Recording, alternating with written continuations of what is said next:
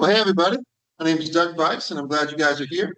So this is one of the Beyond the Classroom presentations. This particular one, as you can see, is basically just some of the foundations of sensible personal finance. This isn't so much of a detailed exposition of all the different things you might want to do over the course of your life.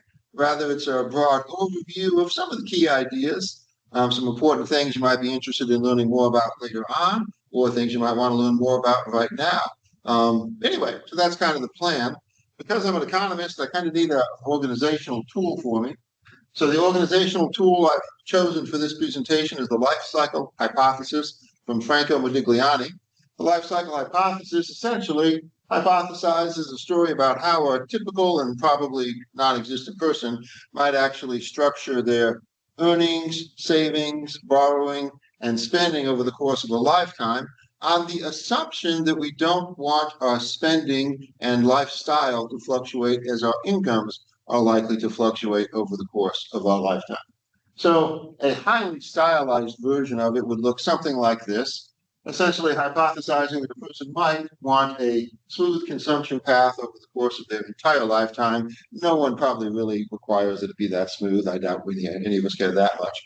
But the idea is our earnings path over the course of a lifetime is much more bumpy than we want our consumption to be. So the greenish line here is supposed to represent, again, sort of a hypothetical, highly stylized income stream that a person might earn over the course of their lifetime. So they're very young, they have no experience. If they're working at all, they're probably not making much of a premium yet, part-time jobs. I mean, one of my first jobs many years ago in high school was working at a Dairy Queen. I was, happy to have the job at the time, but obviously my earning was much less than I hoped it would be later on in life. I think we've all kind of had that experience, right? So your earnings are relatively low as you start off. And then, of course, you sort of peak in there somewhere. Most economic studies suggest that the middle of this peak is around age 55. For some, it's a little earlier, for some later, but again, just in general, around 55 is kind of an earnings peak. And then in retirement, it used to be common for a person's income stream to fall dramatically. One of the things we'll talk about briefly in this presentation is with some forethought, some clever planning, you might be able to avoid it falling nearly as much as that green line suggests. But that's, of course, what the blue line is for, right? The blue line, again, is this path of spending. So again, what this is sort of suggesting is when you're young, you might have to do some borrowing, buy a car, buy a house. Student loans might be necessary to complete your degree. So if you go to grad school, student loans are a possibility. So your spending may certainly exceed your income for a while, but there should be a period of time in which your income exceeds your spending. And during that time, of course, you want to save and put those savings to work so that they increase in value. And then at some point you will, of course, make it to the promised land and be able to retire. And when you retire, then your income from work will, of course, fall off dramatically. But then you will be able to use all of that savings and all of that interest you may have earned or capital gains you may have accumulated over the years of working from having put your savings in a sensible place. You'll be able to spend that. And the academic term for that is just saving, but nobody outside of academics really calls it that. It's just spending the savings you acquired over the years. But that's the idea. And again, no one really is. Modigliani was not suggesting that we should try to do this. He was hypothesizing people kind of sort of do this. This is just kind of human nature. We want our spending, our consumption, our lifestyle to be more stable than our income stream is likely to do. And so this might be some of the important ideas. So the plan for today is just say a few things about borrowing and debt, a few things about saving and how to put your savings to work to make an increase in value over time. Won't talk much about life in the retirement phase because most viewers for this presentation have a ways to go, right? So that's we'll kind of save that for the future. But again, we're going to kind of touch on all this. We'll talk a little bit about the green line, just make some suggestions about the green line. And in some sense, I suppose some of what I say is related to the blue line, but to be honest, I haven't intentionally designed to talk around the blue line. So we're thinking about borrowing, we're thinking about savings, we're thinking about ways to make savings grow, we're thinking about what kind of borrowing makes sense. That's kind of the plan. So the first, and I think the most fundamental idea of all sensible personal finance we all have to learn and figure out a way to live below our means, right? We've got to learn to spend less than we earn, because it is only by spending less than we earn that we can pay down any debts that we may have accumulated. We can save for the future. We can put that savings to work. We've got to learn to spend less than we earn. So again, you'll basically be able to compensate for periods when income might drop, save for retirement, and so on, right? So key idea, we've got to figure out how to spend less than we earn. And of course, the reward is later on in life, won't be so stressed, right? Won't be so stressed. So the time to learn to do this, by the way, is when you're young. It's easier to learn everything when you're young. So you want to make a concerted effort to figure out how to do this as soon as you can. Positive psychology, which I'm not an expert in, but I did get all gung-ho about it a while ago. I did a bunch of reading a couple of years ago. And one of the things that I found kind of interesting is they kept claiming that they had all these results, so these studies saying that spending doesn't actually add much to your happiness per se. What matters, as Chris Jansen pointed out a number of years ago, is the cool thing that you spend money on might open the doors to experiences you want to have. And it's the experiences that apparently add a great deal to our happiness. So taking that trip, spending the money on the trip itself is kind of a bummer, but the trip might give you memories and experiences you wanted to have. In reference to the song here, of course, he wants a boat, a truck to pull the boat, so we can go out on the lake or go bass fishing or all of the above, right? So that's another thing to keep in mind is we want to basically think about how we spend money in a sensible or intelligent way. Try to spend money on things that are actually going to give you some happiness, because just buying stuff, well, I mean, what I always told my kids when they were growing up was today's purchase is tomorrow's junk. It's just stuff waiting to be thrown out. So obviously you want to use it. Get your use out of it before it leaves the house, right? So that's the idea. We've got to think before we spend, and we've got to come up with ways to spend less than we earn. So one of the many possible things that is suggested is budget.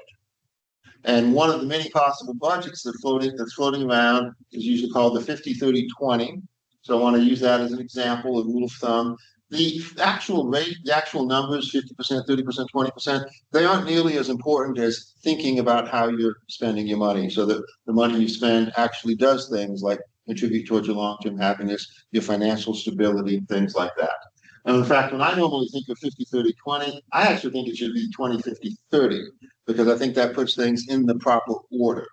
That is to say, in the 50-30-20, or as I like to say, 20-50-30, 20% of your after-tax income should be dedicated towards things like savings and debt repayment. Some people talk about this as pay yourself first, right? Set aside money for your future. So that you're saving for retirement, you're saving for a newer, better home, you're saving for the future, right? You should have an emergency fund. We'll talk briefly about that in just a few seconds. You should have some money set aside that's easily accessible in case things go bad and you suddenly need a few $1,000s to cover some expenses. In fact, what they actually say about emergency funds, if you want 3 to 6 months worth of normal living expenses set aside, takes most of us a while to get all the way up to that. But that's the goal, right? That's the idea. You want to start putting that money away. And of course, if you're going to save, you want that savings to grow over time, which realistically means you need investments. And then, of course, if you follow the Modigliani story, or if you're simply a normal human being, you probably have to borrow money at some point in your life to buy the car, to buy the house, perhaps student loans. And that can be reasonable. That can help you live a better life. But the point is, you want to pay them off. Right? You want to pay off your debts. And because of the way most debt repayment plans are structured, paying them off faster than the minimum is usually desirable. If you can make that happen, if that's feasible and realistic for you, you can usually save yourself a lot of money that way. Of course, then from the 20-50-30 idea, 50% of the budget is dedicated to things you need just to be alive and be a well-functioning adult and human being. So rent, utilities, groceries, transportation, insurance, and of course making those minimum debt payments. Again, the goal is hopefully to make more than that, but certainly the minimums are in your 50% in needs, because you don't want to fall into a trap or get in trouble. And then 30% of your after-tax income is for fun, for the things that dining out, entertainment, shopping, pursuing your hobbies, things like that. So that's a budgeting strategy that encourages you to sit down and think about your after-tax income and how you might allocate it. And of course, it only works if you actually track your spending once in a while to see how you are spending it and to see if, in fact, you are doing this. That's one of the advantages of the notion of ticking off that first one, ticking off the purple color first, like pay yourself first, because that way you make sure it gets done. Make sure you get savings and debt repayment covered, so you can start accumulating wealth for the future. But anyway, you're going to have to, at some point, pay attention to how you're spending so that the notion of, budgeting actually makes sense. The most important thing, of course, again, is not the exact numbers. 50, 30, 20 might not work for you. You might end up doing 60, 30, 10. I'd worry about that personally, because the less you put aside for the future, the more in the future you may wish you put aside more. So oftentimes with prudence, you can shade and you can, re-examine your notion of needs and decide some of the things you thought of as needs and really wants. So you can do that. But anyway, the actual percentages can fluctuate according to your personal lifestyle. But the point is, you got to find some balance, right? You got to live today, but you also need to save for tomorrow. The other thing I really like about the 50, 30, 20 is the fact that the savings number is not the number I heard growing up. I don't know what number people hear these days, but growing up, I kept hearing 10. I kept hearing the idea you got to set aside 10%, you got to set aside 10%. And 10% is not a disaster, but in fact, most studies suggest it's really not sufficient. You really want to do more than 10. So 20 is nice because it's, it automatically starts you thinking about the idea you want to set aside, something like 20%. And again, it might be 50, might be 25. So what do we know? All right. Well, one thing we know is the earlier you start saving, the better. The Modigliani curve suggesting that you borrow a bunch when you're young, that may turn out to be how it plays out. But that doesn't mean you can't start saving while you're young too. The sooner you start saving, the more time money has to take advantage of compound interest. Compound interest is a beautiful thing.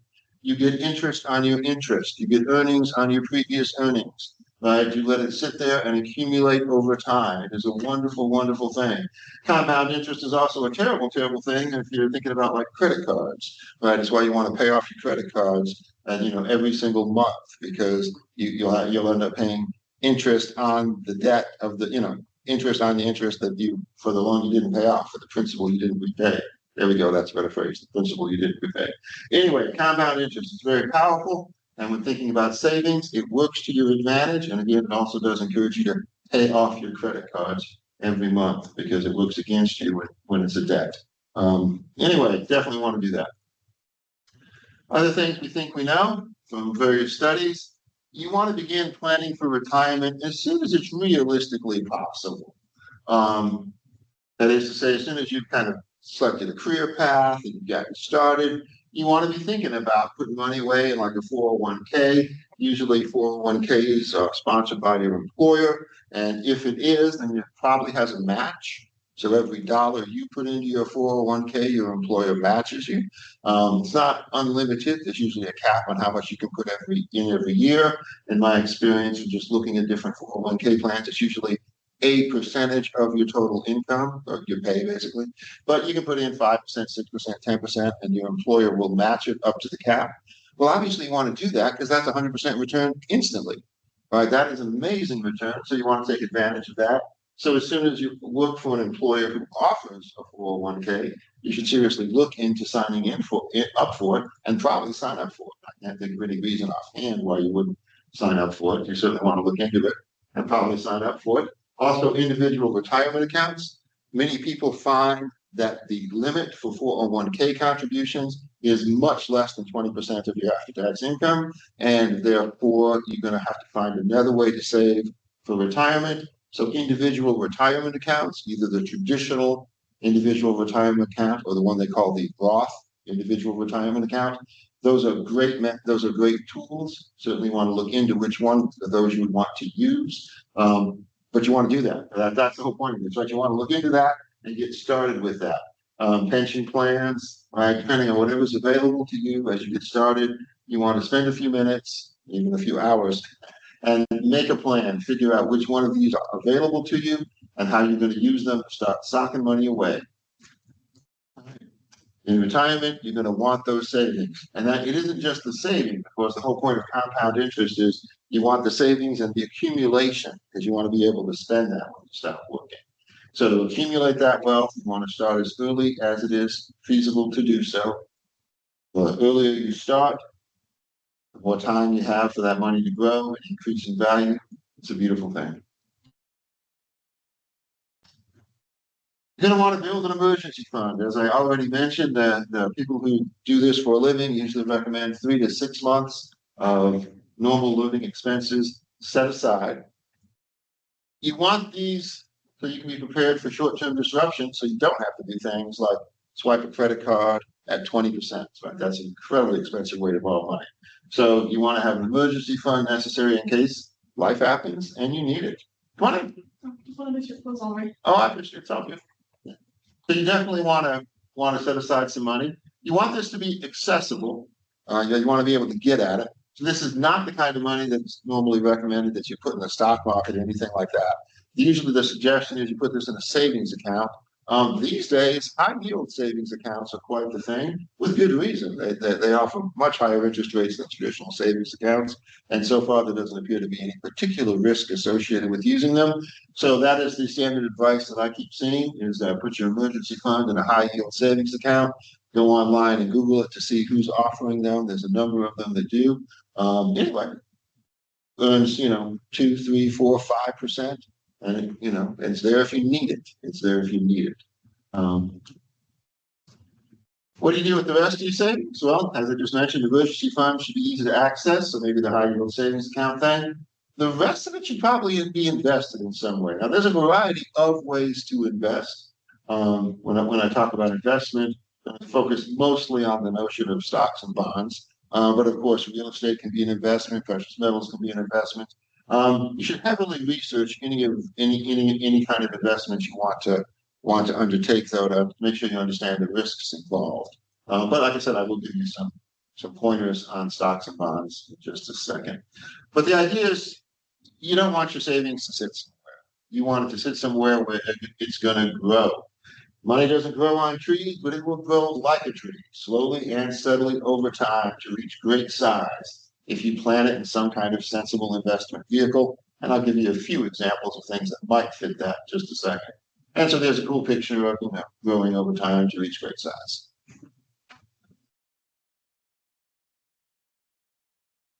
So put your savings someplace where it increases in value over time, which then brings up the notion of investing. Right. There will be a future presentation in the Beyond the Classroom presentation series that covers investment options in a little more detail. But as a starting point, a pretty decent piece of advice would be to consider putting your funds, particularly retirement funds, in a low-cost index fund or a comparable exchange-traded fund, commonly just called an ETF. What do I mean by low cost? I mean what is called no load. You shouldn't have to pay a fee for the privilege of putting your money in the index fund or the ETF. Low expense ratio. I'll give you some examples of what those look like in just a second. But the key thing to understand about expense ratio, it is the percentage of the money you put in that goes to the company running the fund. You don't get it, they get it. And they get it whether they do a good job or a bad job. They always get it. So the higher the expense ratio, the less or the lower of a return you will get yourself. So you want low expense ratios. And one beautiful thing about competition in the financial industry is that there are now a large number of funds that have very low, very low expense ratios that would have been unheard of 50 years ago are now pretty common in terms of how low they are. So that's wonderful. And if you're doing this to simply, as a starting point, you probably want broad market coverage. You don't want to have to go through the rigmarole of trying to pick winners and losers and being wrong. You want the entire market because in general, over time, the market drifts up and you want that, right? So you put some money in something like a low-cost index fund or a comparable ETF. You leave it there so that you earn returns on your returns. Buy and hold, as probably should have that on my slide. That's the catchphrase When financial people talk about this, they use the catchphrase buy and hold. You want to buy and hold. It is the low effort way to help your savings grow over time. So you put it in some kind of low cost index fund or comparable ETF, you leave it there for years, making contributions on a regular basis, and it grows and it grows and it grows. You want your contributions to be automatic. This kind of goes back to that previous slide about like 401k plans and Roth IRAs. You want to sign up for automatic contributions so that you don't have to think every paycheck about how much should I contribute. You save yourself the hassle and remove the possibility of not contributing that month from the list of things you might do. Just make it automatic. Sign up, talk to human resources wherever you work, or sign up automatically online if you're setting it up yourself. But you want this to be something you don't have to think about. There are lots of studies that find that automatic contributions, people who do that end up saving a lot more than people who have to think about it every paycheck. You don't want to have to think about it. You just want it to happen. Boom. The other really nice thing about automatic, I know I can actually say this from my own life. When your savings is automatically deducted, you kind of stop thinking about it as part of your possible budget for that month. So you don't plan to spend it because you never really see it. It's already going into savings automatically. And for some people, that's a really big benefit, not having to think about it and just planning your life around the other part of the money. So after tax and after savings, what's left is what you plan your life around, what you budget around. That's nice. That's a nice idea. Anyway, and to borrow a phrase, I think I first read this in a book by John Bogle, one of the founders of the Vanguard company many years ago. He basically argued that this is how you secure the proceeds of capitalism for yourself and your family. It's low cost, it's low effort, you simply have to do it. So average annual return on the Standard & Poor's 500. So Standard & Poor's is a rating financial company in New York. And the Standard & Poor's 500 is a list of 500 large and significant corporations from the New York Stock Exchange. If you look at the performance of that particular index, 8 to 10% a year seems to be the norm, depending on what years you look at. But on average, right, you're getting like 8 to 10% a year. Some years much more, some years much less, some years it even loses value. But on average, over long stretches of time, there we go. Over long stretch of times, 8 to 10% a year. So here's just some examples. I am not recommending that anyone buy any particular fund. I know from experience that if you just mention mutual fund, and if no one's ever heard of it before, they don't know. So, it's good to be able to Google something and look it up. So Vanguard's a well-respected provider. So feel free to look up the Vanguard 500 Index Fund, Admiral shares. You'll find their expense ratio is shockingly small. It's beautifully small, right? Now, that's not 4%, that's 4/100ths of a percent. So that is wonderfully low. There is a minimum investment, which might be prohibitive, but of course they have versions that are not Admiral shares where the minimum investment is different. Anyway, it's one of the ones you could look at, not recommending it, just saying it's a benchmark. It's something to compare other things to. Here's another one from a different provider, different expense ratio, no minimum investment. Pretty cool. Here's another one. There's a bunch of them. Like I say, competition in the financial sector has produced a number of these wonderful funds, low costs, tracking broad market indices. If you don't like 500, there's the S&P 100, which of course is 100 companies. There's also things like the Schwab 1000 companies. You can kind of poke around and see which one makes sense to you. But if you're trying to follow the advice in the previous slide, you want broad market coverage. All right, so so it's good that it covers like a big chunk of the stock market. That's a good thing. That's a good thing. ETFs that are comparable, again, not recommending to buy any one, but if you're just new to the notion of an ETF and you're wondering, well, what do I look at to see what these things are? There's 3 you could look up. SPY, it's a very relatively famous one because it's one of the first tracking the S&P, the Vanguard Blue, and then iShares Core, another highly respected.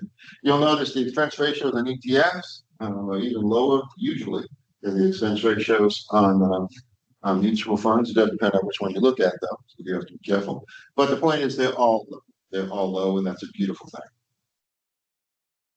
Because again, the lower the expense ratio, the less you are paying to be part of that. And therefore, the more of your returns you will get. All righty.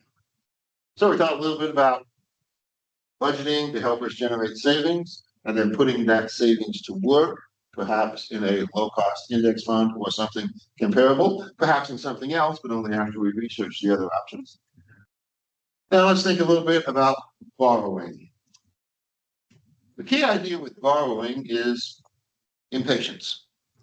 In theory, we could all save up enough money to buy a house with cash and not have to get a mortgage.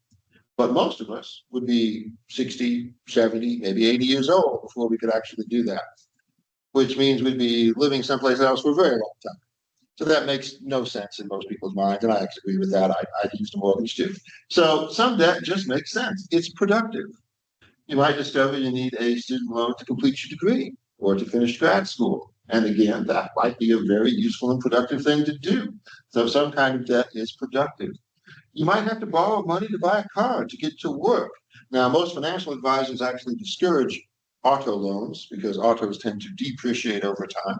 But quite honestly, if you need a loan to get a car to get to work, I understand your predicament. I was that way when I was younger once too. And you got to get to work. So some debt can be productive is my point. Some debt can be useful. It's not that debt itself is good, but it can be useful. It can do things for you. So, for example, student loans might be productive. Mortgages can be productive. You get a home to live in while you're paying for it. Very nice. Business loans to finance your business. If you're an entrepreneur and you want to get started, it's not at all uncommon to need a loan to help you get going and get that, get your dream off the ground. And again, if it works out, that'll turn out to have been very productive, very productive. So good reasons to borrow money. Things that open up avenues for you, increase in value, allow you to earn more, things like that. Reasons that borrowing money might make sense. Costly debt is debt where you're basically using it all up. For example, credit cards, a classic example. Typical credit card interest rates at the moment, I believe, are 20% a year. That works out to about 1.67% per month, I believe.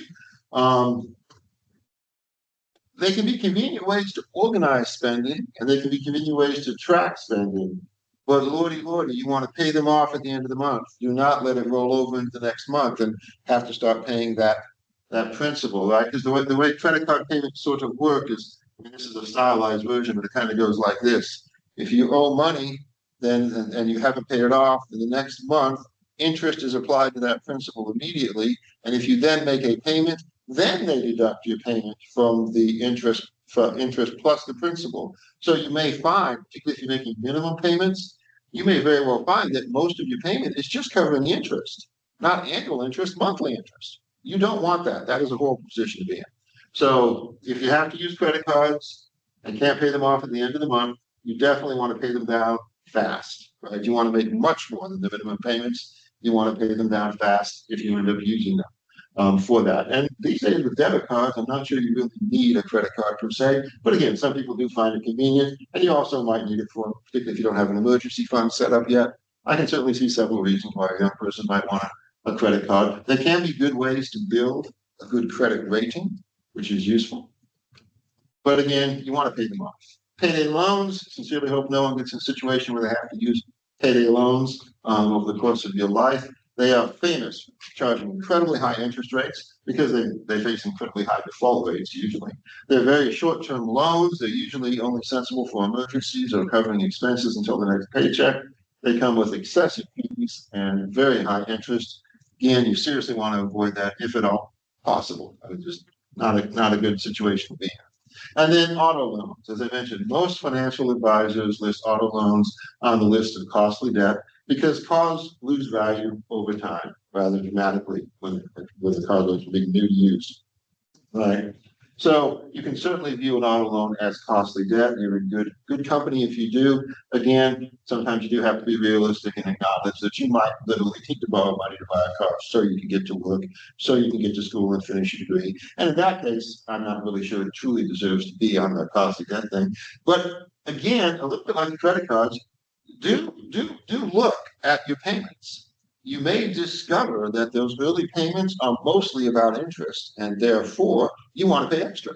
You want to pay more than the minimum, because if you pay more than the minimum, you want the principal goes down faster, and if the principal goes down faster, you end up paying less interest in total. In fact, many auto loan lenders now have options where you can dedicate extra money specifically towards the principal. So it's lowering the amount that you have to pay interest on every month. It's a wonderful idea. Now, it is, it does require that you pay extra. No two ways about it. But anyway, you do want to look into that. You do want to look into that and see if it's sensible, see if you can manage that with your income, if you can pay extra to pay off that loan faster. Because the faster you pay it off, the less you will pay in total. It also looks that way with mortgages too. In general, if you pay extra on your mortgage, you can pay down your principal faster, which cuts the total amount you will pay as well. Anyway, so productive debt. Interest rate on productive debt tends to be relatively low. It's often backed by assets that can appreciate, like, for example, a home mortgage, or it's tied to investments with potential return, like finishing your education. So student loans and mortgages, for example. Costly debt, well, they tend to have high interest rates that tends to compound quickly, making it expensive to carry over time. And again, credit cards are a classic example. Like I said, at the moment, rates are higher than 15. That seemed to be averaging 20. I was looking around the other day. It was making a problem for some students for them to basically work through. And yeah, I found 20% on multiple cards. Payday loans, again, want to avoid that. That's a market you don't want to have to participate in. And again, that's what emergency funds are for, right? You want to build your emergency fund to avoid this. Productive debt, another interesting characteristic of it, usually has relatively long repayment periods and relatively favorable repayment terms. You have options for deferment or forbearance or lower monthly payments if needed. I had a neighbor years ago who renegotiated his mortgage simply because of a job change. And the bank apparently was quite willing to work with him. I confess I was surprised. I was pleased for him, but I was surprised. He was able to renegotiate things, and it actually worked out very much to his advantage. You don't normally get those options with costly credit. There's options to do things like that. And of course, there's, like I said, forbearance, deferment. Like for student loans, it's not uncommon to be able to defer payments until after you've graduated, or if you end up in grad school, things like that. And of course, paying off productive debt can lead to high financial stability. Well, wealth building, that's actually kind of a silly little point. Of course, it's true. Paying off debt leads to that. So paying off all debt is good. Probably should move that to a different slide. Just paying off debt is good.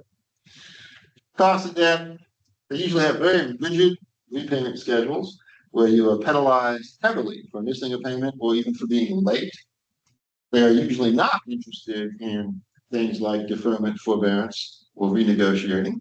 They might be, but they're usually not. They're certainly not famous for it. Payday loans, of course, famous for being inflexible and very high rates. And again, credit cards, another classic example, very expensive way to borrow money. Maybe convenient for organizing payments over the course of the month, but expensive way to borrow money. All righty. So general rules of thumb, the debt's contributing to an asset that increases in value, like a home or property.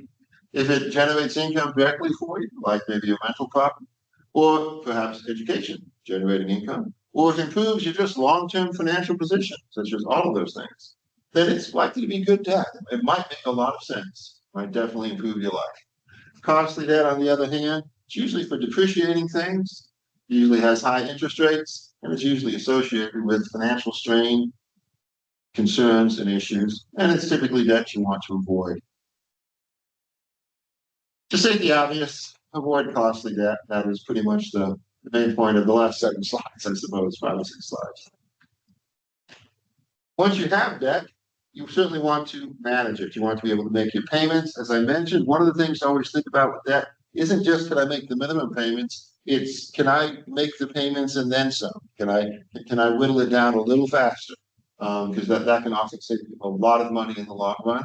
And most importantly, you want to think about it, right? You want to think about it up front before you sign the paper, before you borrow the money. It's like, hey, can I manage these payments? And will I still have some money left over so I could perhaps pay it off faster? these are thoughts you want to have before you have signed the document and legally obliged yourself. You also periodically want to review how much debt you've amassed and what your situation is to make sure that you're not accidentally sneaking up or getting too much. It's a good idea just to pay attention. You will often find, this is something that's mentioned in a lot of personal finance books, if you find yourself with both credit card debt, for example, and mortgage payments or other kinds of debt that's a little more sensible and at much better rates, you want to prioritize paying off the costly debt first, right? You want to make a plan, right? Make a plan, be sensible, do the math, pay off what's most expensive first. Again, probably obvious, but sometimes it helps to hear the obvious said. I know. In the course of my life, sometimes when people say things that are obvious, I'm like, dang, that's really clear now that you said it. So anyway, hopefully that was helpful. So we've thought a little bit about debt and good debt versus bad debt. We've talked about savings and investment. What we want to think about now is the green line. The first thing to mention about the green line, earning more will not save you from bad spending habits.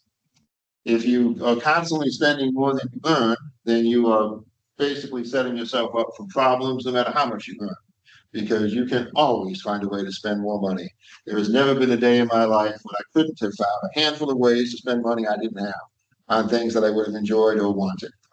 It's never happened. It's like having too much fun. It doesn't happen. So you will always have the option of spending more money than you should. So you really need to keep that in mind. You do need to develop some habits of spending less than you have. Earning more will not save you. I mention this because I've periodically heard people say things over the course of my life about how, once I earn more, it won't be a problem. That's not the mindset you want to have. You want to have the mindset of, why is it a problem now? And what can I do to make it less of a problem now? Because then maybe earning more will help you, because you'll have already thought it through.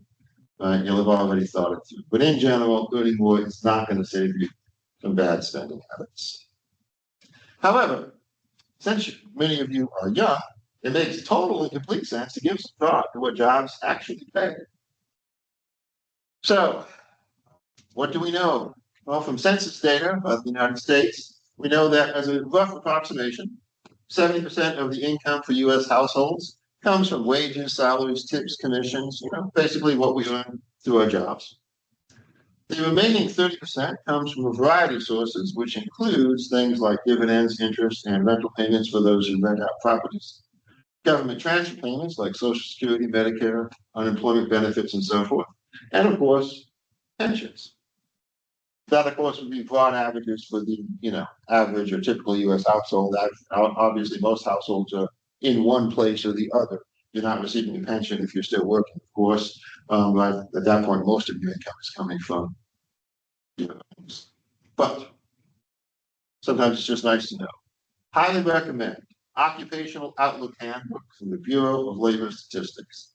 It's a good place to look up a variety of professions, earnings that you're likely to attain in that profession, and they even include some common paths towards entering that profession. What kinds of degrees tend to get you there? What kind of job experiences seem to be normal? It's a beautiful source for getting started to think about, how you might want to pay your bills, right? What kind of careers or jobs you might want to have if you haven't already thought about that. If you have thought about it, I usually recommend people still check that out just to see what the pay scales look like. So anyway, homepage looks something like that at the moment. So in economics, because I'm an economist, we have stories about pay scales, and our stories about pay scales kind of start with this observation. If all people were the same and all jobs were the same, we'd probably all make the same. Not sure why we wouldn't. Of course, that means that there must be differences in people and differences in jobs that might account for differences in pay. Because, of course, all jobs don't pay the same. We don't all make the same. So what are some thoughts on why different jobs pay different amounts? Again, none of this replaces actually going and looking to see what jobs pay. But sometimes it is useful to just give it some thought. At least I've always found it insightful. So the most famous commentary on why different jobs pay different amounts in my profession, economics, actually goes back to Adam Smith in 1776. when he published an inquiry concerning the nature and cost of the wealth of nations. In chapter 10, book 1, he makes the following observation. The 5 following are the principal circumstances which, so far as I've been able to observe, make for a small pecuniary gain in some points, extra money, and counterbalance a great one in others, even more. So paying little versus paying a lot. The agreeableness or disagreeableness of the employments themselves. If the job is fun and everybody wants to do it, you don't have to pay someone very much for them to find someone to do it. If the job is simply not fun or hard or stressful, then the people who are willing to do it will probably end up making a little bit more. The easiness and cheapness of learning to do the job. If anyone can learn to do it, well then, probably don't have to pay someone very much to get someone to do it. If it's relatively inexpensive to learn to do the job, same thing. On the other hand, if it's hard to learn to do the job, if it's expensive to learn to do the job, yeah, then you're going to have to compensate people for going through the difficulty of learning that job or undertaking the expense of going, to medical school, for example, to do that job, right? If it's expensive to learn how to do it. Third, the constancy or inconstancy of employment in them. So the usual observation here is most people want a job that's pretty constant. We want to get regular paychecks, thank you very much. On the other hand, people who are willing to take jobs where your paychecks might fluctuate, they might get a slight premium for going into a profession where inconstancy is a normal thing, where fluctuation is a normal thing. Fourth, the small but great trust, which must be reposed in those who exercise them. If a mistake by a person doing the job is not going to cost anyone very much, then you don't have to trust them very much. There are a large number of people you do not trust very much in the course of life. They are basically called strangers. You don't know them very well, right? You don't necessarily need to trust them too much. Well, you don't have to pay them too much. On the other hand, if you have to put a great deal of trust in this person, because if they do it wrong, you might die, thinking doctors here, or if they do it wrong, the entire company might go belly up and 1,000 people will lose their jobs. If you have to find someone that you're going to repose a great amount of trust in, well, first of all, they're probably few and far between. And second of all, you'll probably be willing to pay them a lot.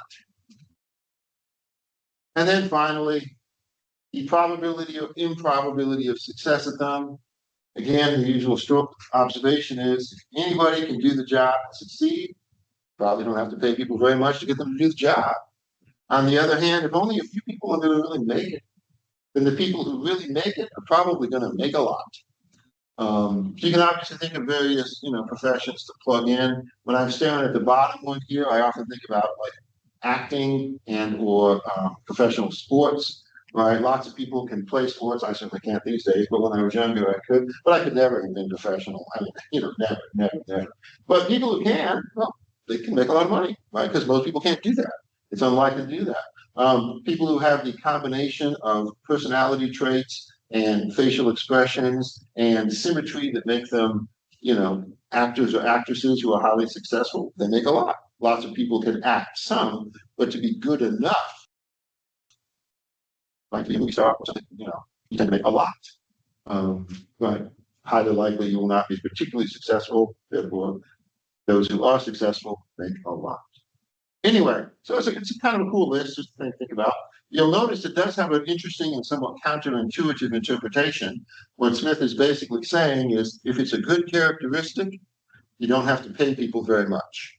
If it's an undesirable characteristic, you will have to compensate people for it. Right? Undesirable, like the job is hard, the job is difficult, you might not be employed all the time.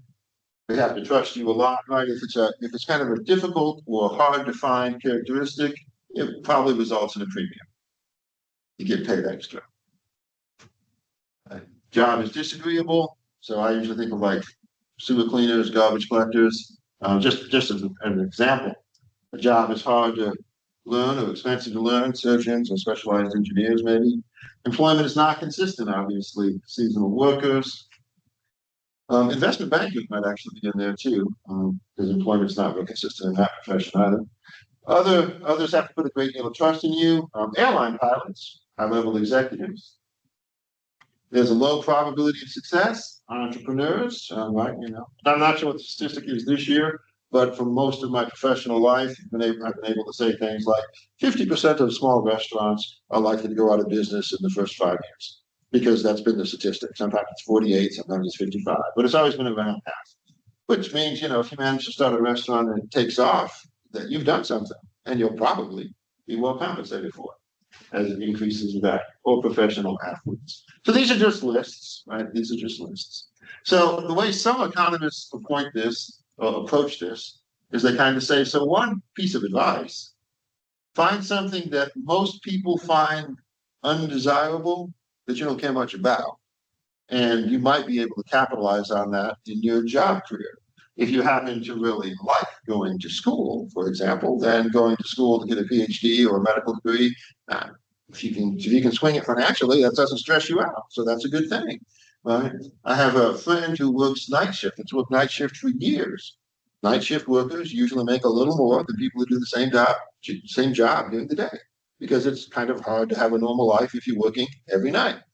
But doesn't mind it. He doesn't mind it. His family doesn't mind it. So he's taken advantage of that and made a little extra for years. Anyway, so some people find that insightful. For others, that's not a big insight. But anyway, that is one way to approach lists like this: is to say, think, well, is there something on here that I know most people don't like, but I don't really care about it? Because perhaps that would be good. And again, the way you double check to see if it's good, go back to the Occupational Outlook Handbook and look to see what people doing that job actually make. All righty, there's a few related insights from labor economics and some just sort of sharing thoughts on why different jobs might pay what they pay. First one, if anyone can do a job, they're not going to make very much doing it. Pretty straightforward. Most people find that almost common sense. Standard, minimum wage job, like what I had in high school, working at a Dairy Queen. Right? Almost anybody can do that, so no big surprise, it doesn't pay. Another interesting insight from labor economics that I've spent an odd amount of time thinking about. It is sometimes common to hear someone say something about pay reflects your value. That's not quite right. That is definitely not what economics teaches. What economics actually teaches is your pay reflects the value of having one more person doing the job you're currently doing. Right? It's not the total value, it's just the pay of having one more person doing it. So for some jobs, you find pay is relatively low, not because the job's unimportant, but just because there's already lots of people doing it. So I normally think of like bus drivers. Right? Bus drivers have an incredible amount of responsibility, literally driving buses of children around. If they mess up, truly terrible things could happen. And yet the pay of bus drivers is not bad, but it's not really amazingly high either. And the reason is because it turns out there's a lot of people who care about kids, know how to drive, and are willing to get the special license and go through the special training to become bus drivers. So pay is decent, but not amazing, because there's already a number of people doing it. Right? Pay reflects the value of having one more person doing the job than the number that's already doing it. I personally find that kind of insightful. Some people have told me I don't see it, but that's okay. We'll move on. Another one that's often insightful is to get someone to work for you as an employer, you got to pay them enough to get them to turn down alternative offers, which means you want to be the person who could generate alternative offers. You want to be the person who's getting the extra certifications. You want to be the person who's networking.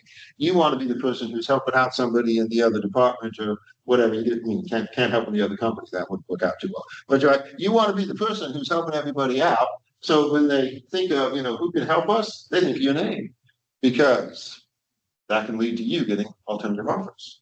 And when you get alternative offers, you get to go to your boss and tell them, hey, I was offered this job at such and such a place, and they're offering me this much. And then your boss might match it, your boss might not match it. But either way, you've got the opportunity to suddenly make more. So you want to be that person. You want to be the person who's taking the actions that would allow you to get alternative offers. Because in order for your employer to keep you, they've got to be able to offer you enough to get you to turn down other options. Sometimes people use this a lot when they're thinking about the pay scales of like coaches in professional athletics. Some teams are famous for paying a lot to get a particular coach just to keep them from working for other teams. Anyway, that's a little outside my wheelhouse of expertise, but I've heard that example used a lot for that. Alrighty, so just throwing out some things here. So according to the internet, software engineer at Google might be on 150,000 a year, retail cashier at 30,000, and Walmart is something like 30,000 a year. Why? Well, software engineers, highly specialized skills, have to get a degree, have to be good at using those skills in a very particular way. They often contribute to high revenue projects that are generating a lot of revenue for their employers, like Google in that case. The supply of people who can do that is limited. Therefore, those who get jobs doing that tend to make a lot. On the other hand, retail cashier at Walmart, very important job, but there are lots of us who can do that, and therefore wages aren't nearly as high. Construction worker in New York City earns more than one who works in rural Alabama. I had numbers at one point, but they were dated, so I threw them out. But anyway, why? Well, one is just New York City wages are higher because the demand for most professions is higher because of the higher population. So that drives up wages for most professions in a place like New York City or any big city. Another interesting thing is, since we're talking about pay scales, in the Midwest and Northeast, unions are more active than they are here in the South. And what we know is union workers make 10 to 50% more than similar workers in otherwise similar jobs that are not unionized. Now, some of that 10 to 50% goes to pay union dues, but not even most of it, just some of it. So they do have to pay for that, but they make more. So that'd be another reason why you make more in a place like New York. And then, of course, I've already mentioned big cities have more people, but they also have more demand for large scale projects, therefore higher earnings as well. Used to work with someone who used to say, you want to live where people want to live because you'll make more if you live there. Now, obviously, that doesn't work if you hate the idea of a crowded city, but if the idea of a crowded city doesn't bother you, you want to live where other people want to live because there will be more jobs and you will make more. Alrighty, professional athletes versus teachers, pretty standard, pretty sort of obvious, I think, right? Single star athletes generates millions in ticket sales, merchandising, and sponsorships. Number of people who can teach basic math is relatively high, maybe not infinitely, but relatively high. But only a few can play at the elite level of the National Basketball Association. Alrighty, moving on. I think I decided that was like one too many examples. Anyway, well, what from all this might be practical? As with everything else I've said today, you want to think ahead, you want to plan, you want to get some information, right? You want to invest in skills. There's a growing literature in labor economics, which basically says in the quote unquote past, whatever the past was, people basically paid for labor. People don't really pay for labor anymore. No. What people want is skills. They want demonstrable skills that solve problems and fix things. So you want to invest in having some of those skills and then figure out how to communicate that on your resume, or if you get to the stage of a job interview, in your job interview. Acquiring credentials might help you do that. In some professions, the credentials are thought to be highly important. You definitely want to network. You want to know people. So you definitely want to participate in LinkedIn as little or much as you might enjoy it. Right? You definitely want to network. You want to go to conferences or be involved in trade associations in your profession. And of course, you probably need to keep adding to your skill set. Right? Okay. So we've touched on a lot of things now. Well, I've touched on a lot of things now. So talk a little bit about good debt and bad debt. Talk a little bit about budgeting so that it helps you save, and then put that savings to work by investing. Giving you a few examples, but also pointing out there's certainly more to learn there. But got that going. Talk a little bit about things that might influence where your green line is located, how much or how little you make in your career. Things to think about. The main point is to think about. Give it some thought while you're young. Make some plans. In conclusion, if we apply the life cycle hypothesis to personal finance, it helps us focus on some of those important ideas. We can distinguish between good debt and bad debt. That would actually be obvious. We can use some kind of budgeting rule. It doesn't really have to be 50, 30, 20. but we can use some kind of budgeting rule to help sure that we are in fact saving for the future. Very important. We can invest that savings. So short-term savings gets invested in things like, or gets placed in things like savings accounts or high yield savings accounts. Longer term savings, traditionally the stock market's the standard recommendation, and low cost index funds or the comparable ETF is a time honored way to make that work for you. And finally, we of course, I said a few things to help us all think about earnings again. And just remember that our earnings are influenced by a variety of factors. So it is useful to think about possible professions and careers so that we opt for one that's likely to generate sufficient income for our desired lifestyle. You want to think about what people actually get paid in the job you're thinking about doing. All right.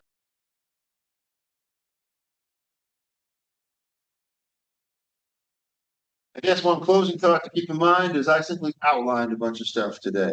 If you're interested in any of this, you definitely want to dive deeper. There will be a few more presentations in the Beyond the Classroom series here that will help you with some of those, particularly like investing. You can also make use of the internet, obviously. The internet and AI can generate all kinds of reading advice and ways to help you get started thinking about things. Yes. We do have a question from online, from Katie Stone. Yes. Is there any advice you might give to a young person in regards to saving for a house purchase? The fact that you're already thinking about a house purchase and asking the question, that means you've kind of already jumped my first hurdle, which is give it some thought up front. Quite honestly, you've kind of already done it. You're thinking about it and trying to figure out what to do. I guess it depends how many years in the future you're thinking. If you're thinking a few years in the future, high yield savings is probably where you want to put that. If you're thinking 10 or 15 years in the future, then you might want to explore and see if the stock market might have something to offer for you, because you might get a higher rate of return that way. But usually when we talk about things like the stock market, we usually say not for anything less than 7 years, probably not even less than 10, because it fluctuates. It fluctuates over time. So you want to have that long time horizon. If you're going to want the money in just a couple of years or like next year, then you basically probably want a high yield savings account where it'll be there when you want it. Hope that was helpful. But you're already doing the most important thing, which is you're thinking about it. So that thinking about it means you're going to start poking around. You're going to start finding out what your options are. And of course, you know your financial situation way better than I would. That's insightful. Thank you. Okay, cool. Well, I think that's it.